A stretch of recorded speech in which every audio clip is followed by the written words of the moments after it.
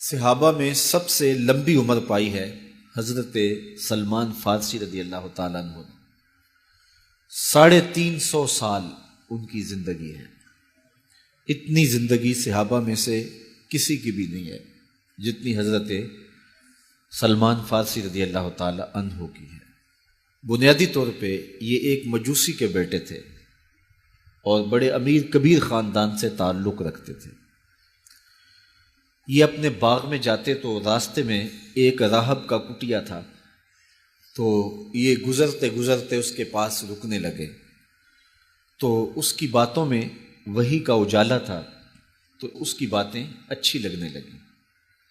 باپ کو پتہ چلا تو اس نے کہا کہ ہم مجوسی ہیں، آگ کو پوجتے ہیں اور یہ نصرانی ہے، تم اس کے پاس نہ بیٹھا کرو، کہیں تمہارا دین نہ لوٹ لے۔ لیکن ایسی طلب جاگ گئی تھی دل میں کہ وہ باز نہ آئے۔ باپ کو پتہ چلا تو اس نے گھر سے نکال دیا اور یہ دور جا کے کہیں ایک گرجا گھر میں ایک پادری کی خدمت کرنے لگے۔ اس نے ساری زندگی شفقت کے سائے میں حضرت سلمان فارسی کو رکھا۔ ناز و نعم سے پالا ہوا بیٹا گھر چھوڑ کے حق کی تلاش میں نکل کے اس کے گرجا گھر میں پہنچا تھا۔ جب اس کا آخری وقت آیا تو اس نے بلایا اور بلا کے کہا کہ میں زندگی کی سانسیں پوری کر چکا ہوں، اب میرے انتقال کے لمحے قریب آ گئے، تو نے بڑی میری خدمت کی ہے، تو میرے بعد تو غمودیہ چلے جانا، وہاں کا جو راہب ہے فلاں اس کا نام ہے، تو اس کی جا کے خدمت کرنا، تجھے حق مل جائے گا۔ حضرت سلمان فارسی کہتے ہیں کہ میں اس کی تدفین کے بعد غمودیہ چلا گیا اور جو اس نے نشانیاں بتائی تھیں اس نشانیوں کا راہب مجھے مل گیا۔ میں ایک زندگی گزاری اس کے پاس اور اس کی خدمت کرتا رہا اور میں حق کا متلاشی تھا۔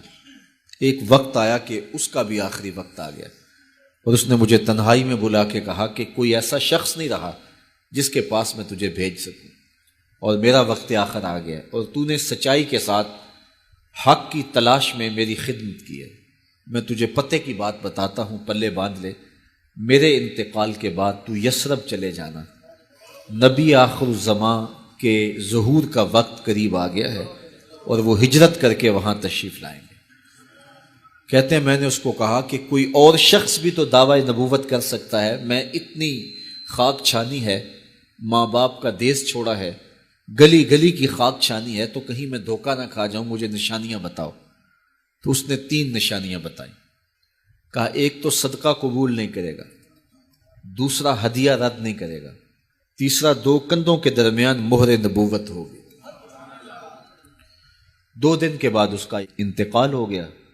کہتے ہیں میں وہاں سے تدفین کے بعد اٹھا اور یثرب کی جانب روانہ ہوا۔ راستے میں ایک قافلہ تھا اور وہ یثرب ہی جا رہا تھا، تو میں ان کے ساتھ شامل ہو گیا کہ میری منزل بھی وہی ہے، لیکن انہوں نے مجھے اکیلا سمجھ کے پکڑ لیا اور غلام بنا لیا۔ لیکن میری خوش قسمتی یہ کہ انہوں نے مجھے بیچا جا کے یثرب میں، اور وہاں ایک یہودی نے مجھے خرید لیا اور اپنے باغ میں کام کاج پہ لگا لیا۔ میں روزانہ ان ہمایوں لمحوں اور ان حسین گھڑیوں کا منتظر تھا جن کے لیے میں نے در در کی خاک چھانی تھی، کبھی عرش پر، کبھی فرش پر، کبھی ان کے در، کبھی در بدر، غم عاشقی تیرا شکریہ، میں کہاں کہاں سے گزر گیا۔ کہا ایک دن میں اپنے باغ میں کھجوریں توڑ رہا تھا کہ ہوائیں گیت گانے لگی اور طلع البدر علینا کی صدائیں گونجنے لگیں۔ میں نے جلدی سے چھلانگ لگائی اور بھاگ پڑا۔ میرا آقا سمجھا شاید غلام بھاگ گیا، اس نے دوڑ کے مجھے پکڑ لیا۔ میں نے اس کو کہا میں بھاگا نہیں ہوں، یہ جسم تیرا ہی غلام ہے لیکن دل نوکر کسی اور کا ہے۔ میں کچھ کھجوریں لے گیا اور حضور کی خدمت میں حاضر ہوا اور جا کے میں نے پیش کی، اور میری نیت صدقے کی تھی۔ تو میں نے جب پیش کی تو فرمایا ہم نبی ہیں، صدقہ قبول نہیں کرتے۔ کہتے ایک نشانی پوری ہو گئی۔ اب کچھ دیر ڈال کے میں پھر کھجوریں لی اور میری نیت ہدیہ کی تھی۔ میں حضور کی خدمت میں جا کے پیش کی تو حضور نے قبول فرماتے ہوئے کہا ہم ہدیہ قبول کر لیتے۔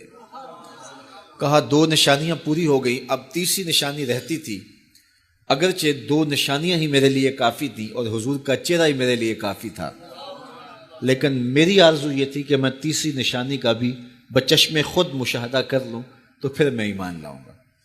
ایک دن حضور میرے باغ میں تشریف لے آئے۔ حضور نے قمیض اتاری ہوئی تھی اور اپنے مبارک کندھے کے اوپر کپڑا رکھا ہوا تھا اور مہر نبوت والی جگہ چھپی ہوئی تھی۔ ہلکی ہلکی ہوا چل رہی تھی اور میں حضور کے پیچھے پیچھے ہوتا تھا۔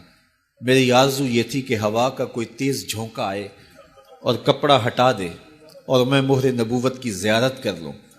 حضور میرے ارادہ قلب سے آگاہ ہوئے۔ فَأَلْقَى إِلَيَّ رِدَاءَهُ، حضور نے اپنے کندھے سے چادر اتار کے میری جانب پھینکی، پھر اپنے رخ کو پھیر کے میری جانب اپنی پشت مبارک کرتے ہوئے فرمایا انظر الی ما امرت بہ، اس پادری نے جو بتایا تھا دیکھ لے آ کے۔ تو کہتے ہیں میں نے دیکھا تو حضور کے دو کندھوں کے درمیان مہر نبوت تھی، تو میں دوڑ کے لپٹ گیا اور حضور کے مہر نبوت کو چوم لیا اور میں حضور کا غلام بن گیا۔ تو لوگوں نے کہاں کہاں انتظار کیے، کتنی صدیاں کاٹیں، کس کس در کی غلامی کی۔ میں کہا کرتا ہوں میرے مقدر آپ کے مقدر۔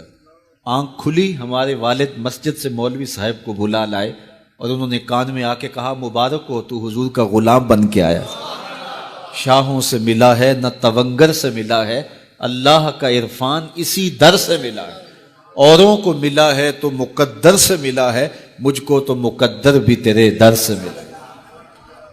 میرے والد گرامی جھوم کے پڑھا کرتے تھے کہ محمد جانے جانا ہے پیغمبر ہو تو ایسا ہو، محمد جانے جانا ہے پیغمبر ہو تو ایسا ہو، رسولوں کی بشارت سے مبشر ہو تو ایسا ہو، امر توقیر کا سب کو موقر ہو تو ایسا ہو، کیا ہم کو غلام ان کا مقدر ہو تو ایسا ہو۔